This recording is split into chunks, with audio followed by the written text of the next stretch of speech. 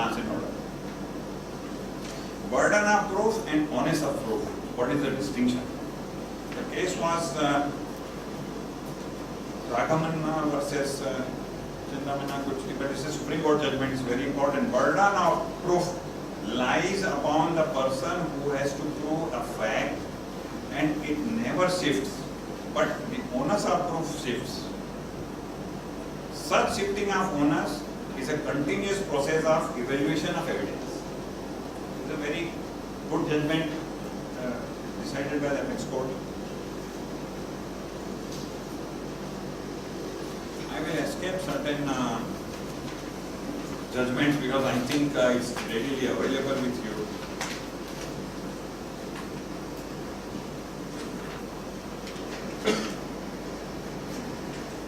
Because every section, every subsection provides there are judgments. Entries in the register that we have seen, I have already explained that section 17 they have to maintain and what are the entries to be done. And those entries, once it is done, it is final and conclusive. Now section 22 is another important section where filing of change report, it's on page 14. It is called change report. So we have seen in section 17, whatever changes are there in those schedule 1, those changes are to be informed within 90 days. So in case if the change report is filed late, and invariably I have seen it is filed late, there is a power given on the SEC to condone those delays. We have to make an application and request for that. Unless the condonation is given, your change report application will not move. So in case it is advisable where the change report is already late, along with application only you can file the condonation of delay letter.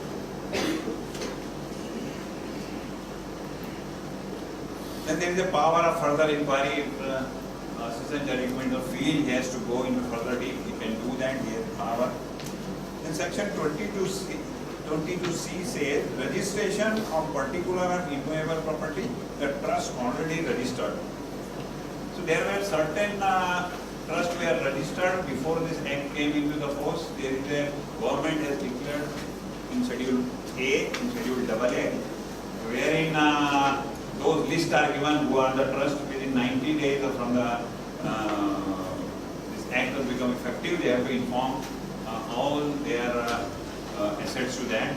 Not only that, if any trust is registered, so those trustees are liable to inform in a prescribed form to the Office of the Charity Commissioner details of immovable properties whichever the trust is having. That is in schedule 2A.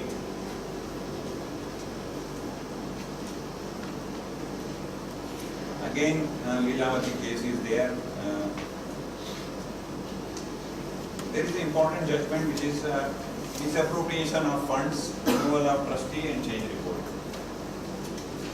The application was filed by a permanent trustee under section 41D. 41D gives power to the Charity Commissioner to remove any trustee.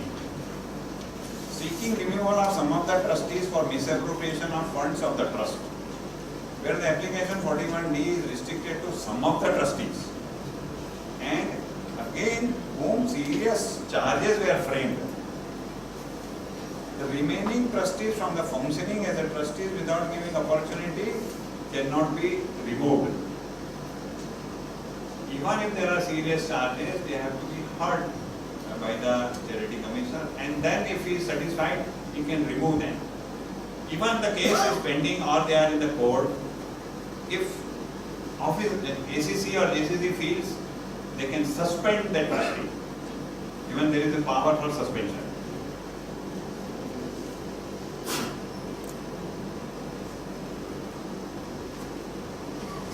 For condonation of delay in the case of Mahane versus Kamlesh, the High Court held that authorities before whom such change report is filed can consider the issue of condonation of delay. Court cannot decide that.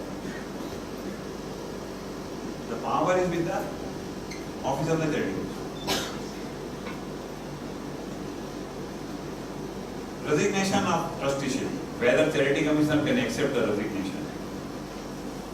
In this case, Gajanan Patil case, it is decided that Charity Commissioner has no power to accept the resignation of trustee. It is the Board of Trustees have power to accept the resignation or appoint the new trustees.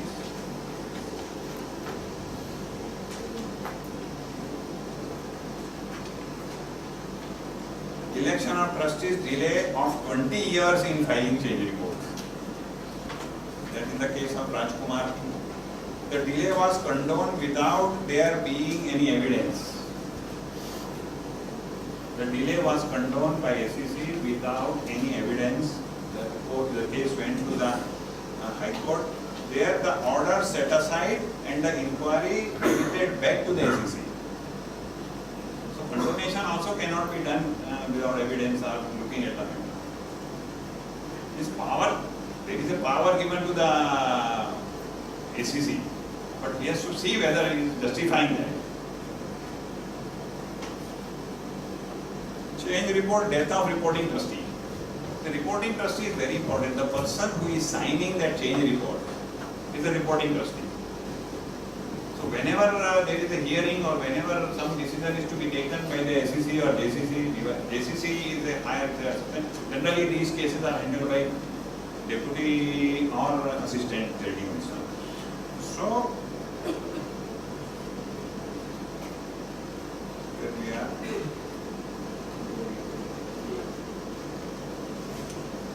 Yeah, in case where the reporting, sorry, I was in the reporting trustee. Reporting trustee, they ask reporting trustee to appear before them. They ask reporting trustee to submit affidavit and all the proofs what he has reported. In case of death of the reporting trustee, that application will not be available. It will continue. The other trustees can file a letter and bind it.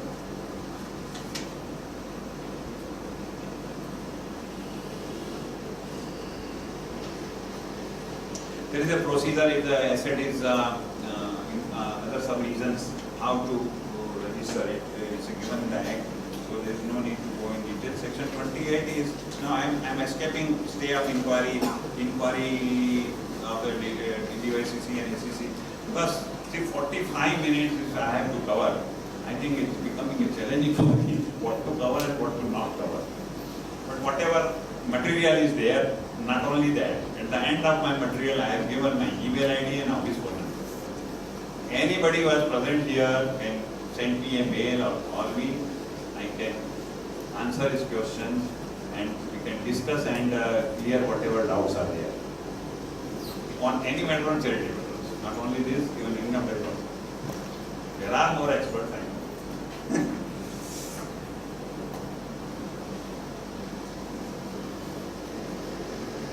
Section 28A, copies of entries relating to immovable property and registers and Schedule 2A which we have discussed earlier. Those copies also can be obtained. Now one more area wherein the trust is created by will, because many people mention bequest of certain assets and property in the will. But that will does not contain the full trust deed. So how that trust will function and how that trust is to be created, formed and registered. So executor of the will either within 1 month from the obtaining probate or within 6 months from the date of death of testator has to inform or send a copy of will to the office of the charity commissioner. After that, there is a procedure is given how it is to be registered, and JCC and AYCC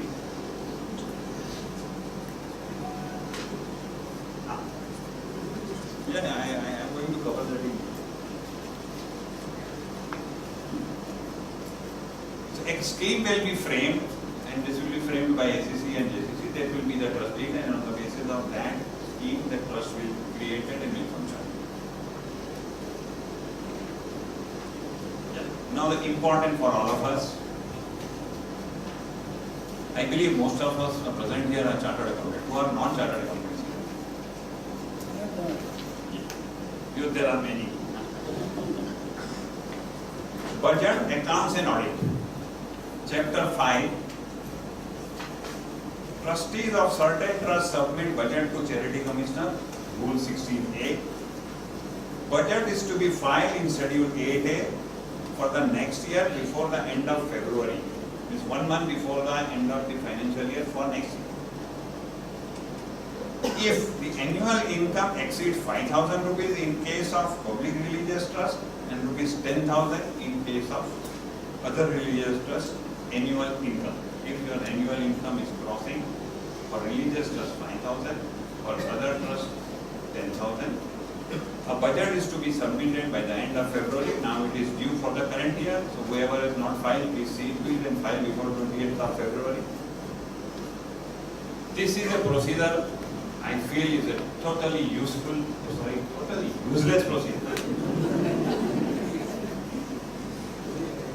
Maybe useful for them. Earlier they wanted to know what is the income and what contribution they can expect. But those days are gone. But the provision is already there. Not only that, we have to report in our audit report whether such budget is filed or not. And I have seen many audit reports. It is kept blank. So that indicates it is not filed. But it is not the duty of the auditor. Either you have to write yes or no, whether filed or not filed. And if such procedure is not followed, in other cases, other inquiries or other permissions, it will be taken as a default by the trustees and may delay or may stop certain procedures. Though there is no use to the office of the Charity Commissioner of these budgets, and mind it, they are asking opening balance of 1st of April. How can anybody can give opening balance of the next 1st of April? And closing balance, okay, we can say balancing figure. We can work out the closing balance on 31st March 16. But how can you find out the opening balance on 1st April? This is, now what is to do? What to be done? At least in my office what we are doing, the last closing balance of the last financial year we mentioned, add the income and expenditure, the balancing closing figure and we file. So this provision is there, we have to file that budget, that is by the end of February. Maintenance of accounts, every trust has to maintain proper books of accounts. Such accounts to be kept in such manner as prescribed by the Charity Commissioner. There are prescribed audit report. Rule 19 says what are the points to be answered by the auditor. Then balancing is to be done on 31st March every year. Accounts shall be audited annually by a chartered accountant or by such person as the state government may authorize. So there are other authorized persons who state government may authorize them to audit the accounts. But no such person is any way interested in or connected with cannot do the audit of the trust.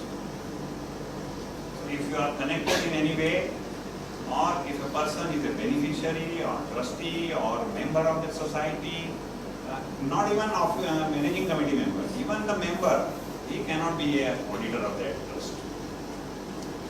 As per 33. There are provisions for a special audit in a case where the Charity Commissioner feels that the trust requires a special audit and report is to be given to the Charity Commissioner and the fees provisions are there. Now section 34 of this chapter is also very equally important because I have seen, I come across many such audit reports during the course of practice. no care has been taken by the auditors in trust cases. Irregularities are very rarely reported. So that I say to what extent they want auditor has to see and report. So that is really very important. It is the duty of chartered accountant, means auditor, to prepare balance sheet and profit and loss account and submit within 15 days from the date of audit. The provision says within 15 days from the date of audit. However, the due date, or they are accepting the accounts by 15th of October, because 30th September is the date till the audit is to be completed within 6 months and 15 days more. So till 15th of October it can be filed. There is a power to extend that date, but rarely they extend. This time there was an election on those days, so it was extended for a few days. Now, certain notes I have given.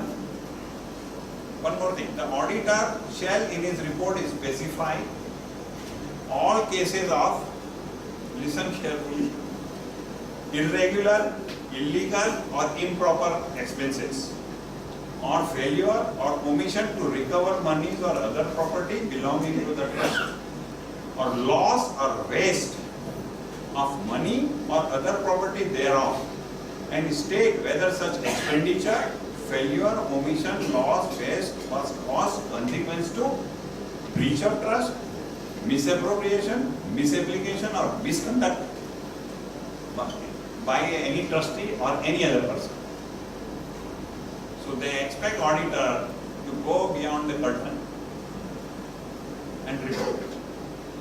But at least I have seen, please, certain, we are auditors and we have to, whatever, whether yes or no, the trust minutes books are maintained or not. Invariably people write yes and there are no minute. Minimum, maximum minute or trustees are maintained. It's not known. A case come to me with a big corporate where they were not knowing that they have crossed the maximum number of trustees. And they asked auditor, why you have not informed us or why you have not reported this? Charity commissioner is separate. We are internal also. So they may not be aware of the maximum number of trustees can be there. So it is a duty of auditor to mention it. If the corrected course, miscorrected action can be taken in time. It may, you have crossed, but it can be, immediately can be corrected. For years it's going on. When it will give a problem because they went for a certain permissions and those permissions were refused. They wanted to sell some property. Section 36A3 says you have to take the prior permission. So that was rejected. So there are certain difficulties which, because we are appointed for them. Why chartered accountants only are given this power for audit? Because they believe us, they trust us. And we should maintain that. The audit is required to be done if the gross income exceeds 5,000. So any trust having gross income more than 5,000 rupees, audit is required. Otherwise, Schedule 9A and 9B is prescribed, wherein the trustee will sign and submit those reports to them. Above 5,000, whether auditor or authorized person can do the audit, Earlier there was, it's a shocking amendment for chartered accountant, at least for institute. Earlier there was a limit prescribed for, it was increased time and again. The last limit was 1 lakh to the authorized persons. And that limit is now removed. Means those authorized persons who are either the ex-employees of the Charity Commission office or having diplomas, they are not full-fledged accountant, chartered accountant, but they can do audit of any trust. It's really shocking. They have not applied their mind while this amendment is done.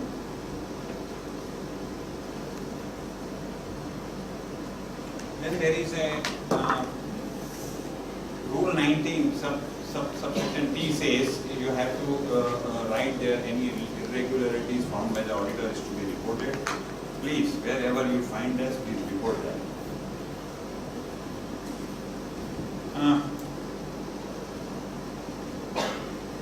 Accounts are to be filed, that is if the accounts are delayed, there is a procedure for condonation of the delay in the form of affidavit, and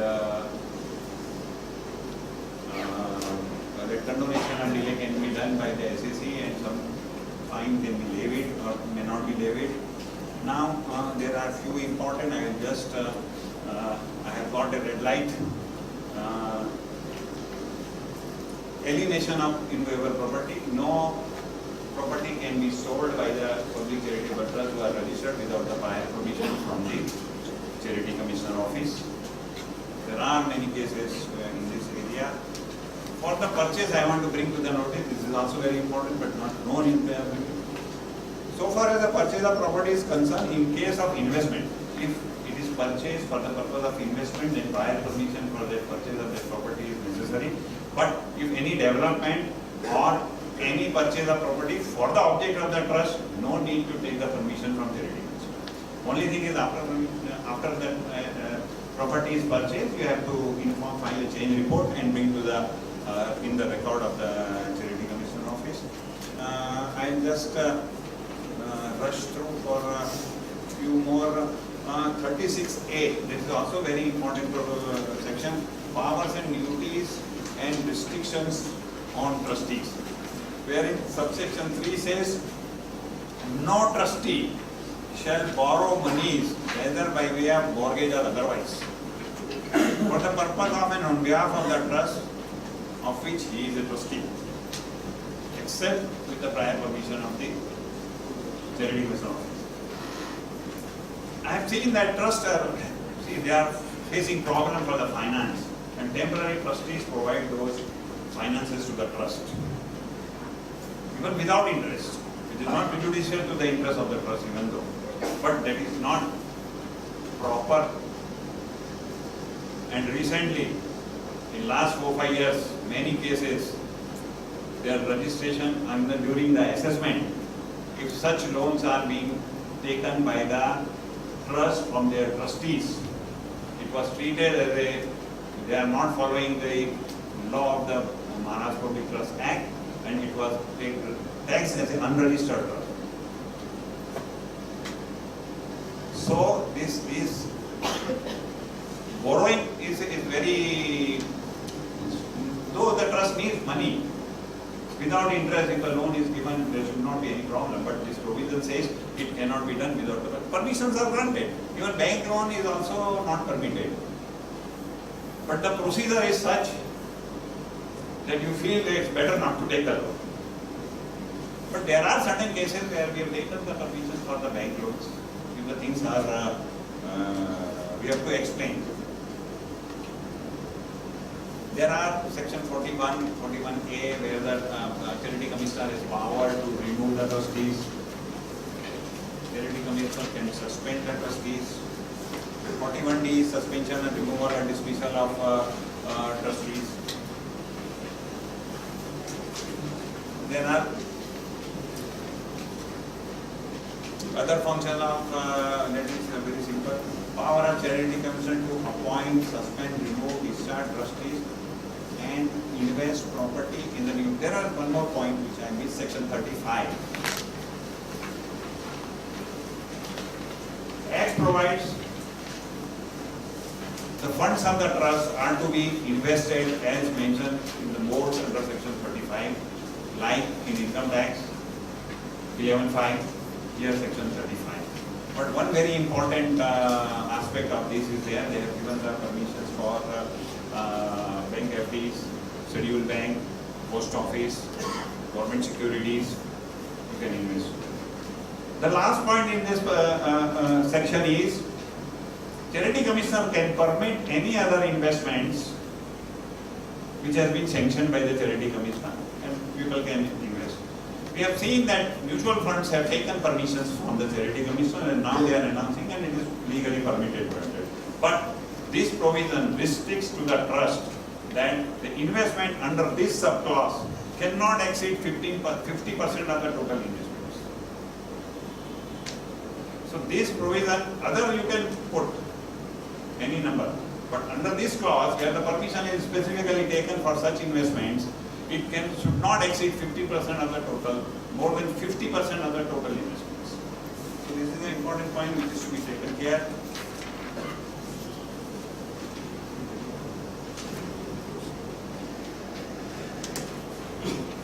really,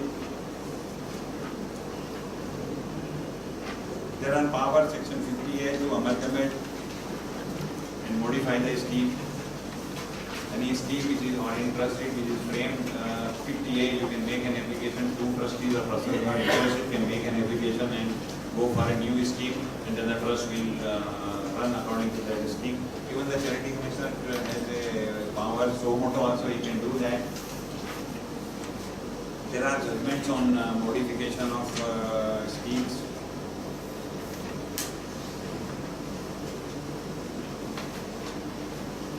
Power of trustees to section 56A, there is one more chapter 7A, I just in brief have said.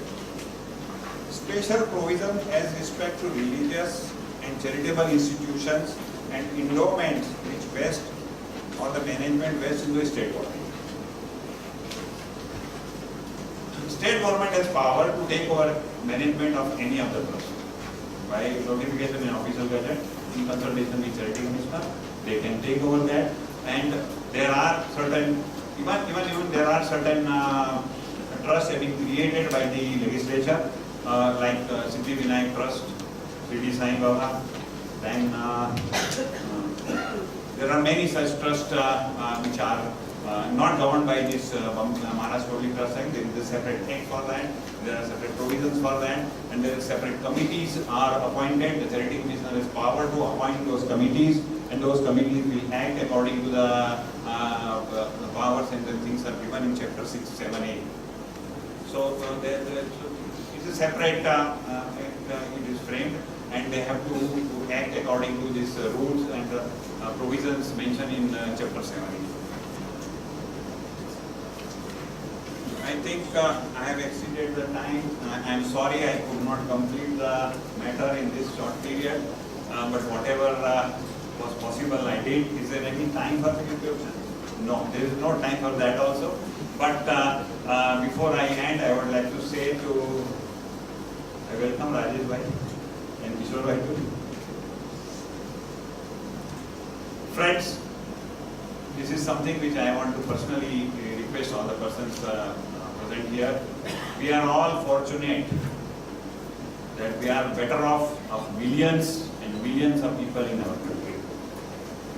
So this is my humble request to all of you to do something for the society. I have seen many chartered accountants, including in my case also, they are forming a trust. We come together, form a trust, and use that trust fund for the society and for the poor people. We know it is a duty of the government to provide medical education and all other facilities, but for various reasons our government is not possible. It is not possible for our government to provide at least whatever thing we can do for us that we can do. I have framed a scheme wherein some 4 or 5, 3, 5, 7 chartered accountants coming together, forming a trust where they are transferring few percentage of their gross total income to the trust, and the 3%, 5%, and managing that trust and using those funds for the society. So friend, this is my open offer to all of you. Anybody wants to do such, create such trust, I will provide my free service to them for creating that trust. I will not say thank you at the end of my talk, because it is not the end. Let us see, it's the beginning of our talk. I have given my email ID and phone numbers. Anybody has got any question, problems on this Bombay Public Trust Act and any other things in the trust provisions, you are all welcome.